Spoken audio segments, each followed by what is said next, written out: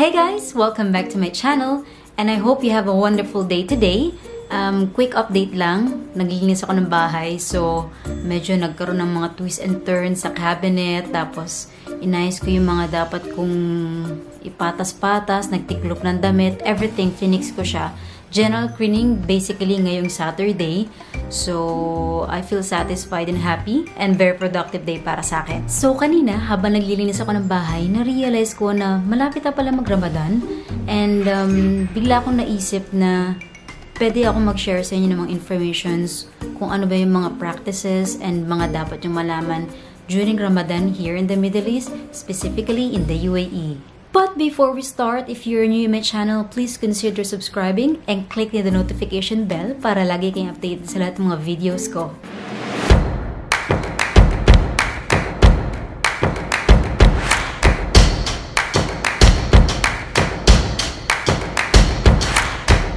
Simulan natin, ano ba talaga ang Ramadan and kailan lang na-foresee ang start ng Ramadan?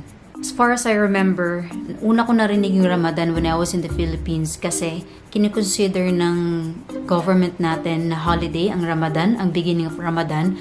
This is in respect to our Muslim brothers and sisters. But when I came here in the Middle East, mas lalo ko naintindihan kung ano yung meaning Ramadan and bakit siya pinapractice ng mga Muslims. Ramadan is considered to be the most holy month in the Islamic calendar. But a lot of people know this as the month of fasting. The question is, paano nila nalalaman kung start na ng Ramadan? Ramadan usually begin when the crescent moon is first sighted. Meron silang tinatawag na moon sighting committee and sila yung mga members na nagmo-moon sighting para ma-confirm kung crescent moon na, and when that happens, they will confirm that it's the beginning of Ramadan. During this month, it is said to be yung mga Muslims, hindi sila allowed uminom or kumain start from dawn up until the sunset. So what they do, they actually eat before sunrise and then afterwards, they can eat after the sunset. Iftar, that's actually the word that means they break their fast and that's the sunset begins and that's when they started eating.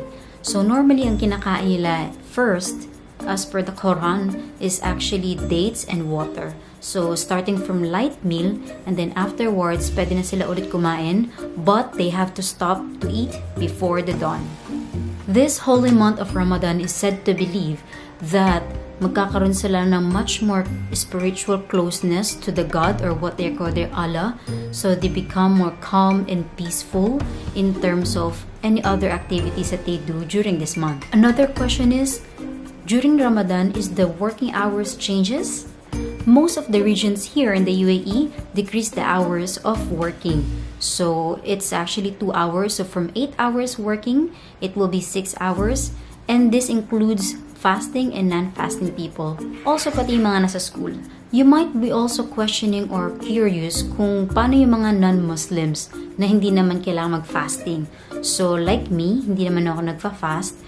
May mga restaurants, cafes na yung iba sa kanila closed during the fasting hours, and meron naman mga restaurants and kainan din na open but they tend to close publicly, so meron lang area na pwede kang kumain discreetly. Some supermarkets are also open during this time, pero yung iba for takeaway foods lang. Depends on the management. Since this Ramadan is considered their holy month, it is also observed and practiced to avoid any loud music or live music, especially in public. How can I be respectful for those that are fasting? During daylight hours, it is also expected even the non-Muslims to follow the rules of fasting. This is also to show respect to them. So, even in public, kahit hindi ka Muslim or hindi ka nagfa-fasting, you are not allowed to eat in public, to drink, to chew a gum, or even to smoke. Anything na pwede mong ilagay sa mouth mo that could be they're thinking na kumakain ka is not allowed. But nothing to worry about. This is just if you're in the public place. If you are just discreetly eating in your room, by yourself, mag-isa ka lang and walang iba nakakakita sa'yo, especially sa mga Muslims na nagfa-fast, then it's fine. The key is to be discreet. So, show some respect, especially to the Muslim people and this country. Offices are required to send memos or gentle reminder to all the people and staff to make sure that everyone follows the information about Ramadan and to avoid any complications. Exception to the rule, children are obviously allowed to eat in public. Kung iisipin mo, 1 month is really long para sa Ramadan, and if you are not actually sanay sa mga ganong klaseng practices, what if accidentally kumain ka sa daan or sa public place? Just make sure that no one sees you, especially yung mga Muslims and yung mga nagfa-fast, para hindi naman sila ma-offend. Most of the Muslims are actually, they spend more time na nasa mosque sila, reading Quran and praying. Kasi dito nga yung month na they uplift more of their spirituality, closeness to Allah or their God. Mind you guys, also this month of Ramadan, ito yung pinaka-peak season kung saan ang init-init dito sa UAE. Roughly around 40 to 50 degrees Celsius ang init sa labas. And to think na hindi ka pa kumakain, walang laman yung stomach mo. I remember when I was in Abu Dhabi, ang daming cases ng accidents sa road kasi nga parang even short timings na you are in a rush to go home para makarest kasi dapat less movement ka kasi walang laman yung stomach mo mula pagsikat ng araw tapos pwede ka palang kumain kapag sunset na. So I'm sure it's very difficult for the Muslims and the one that nagfa-fasting.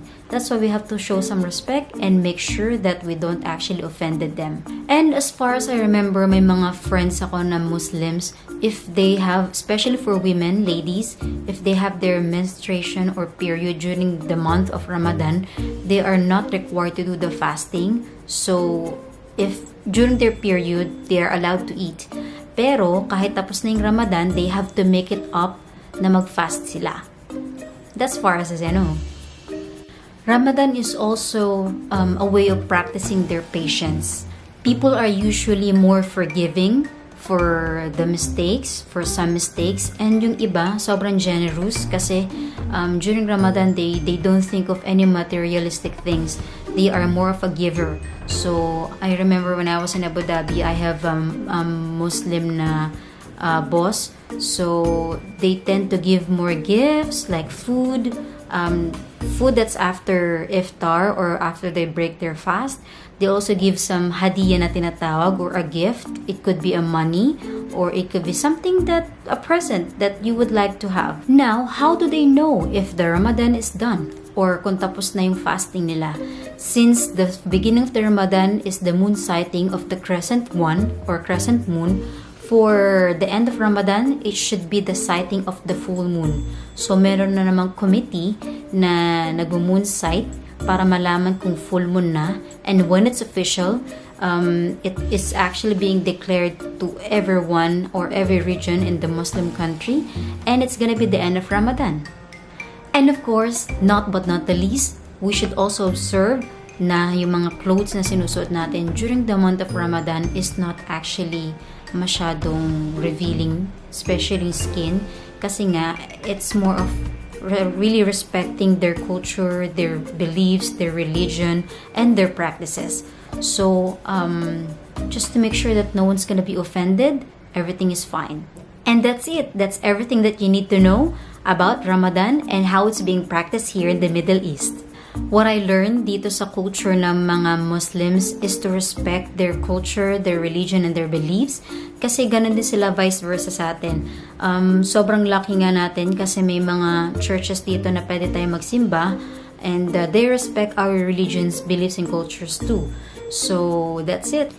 Thank you so much guys for tuning on to my channel today and I hope may natutunan kayo sa akin. If you find my video helpful and worth to be shared, please share it to your friends. Don't forget to give me a big thumbs up and subscribe on my channel para lagi kayong updated sa mga videos ko. Once again, Ramadan Kareem.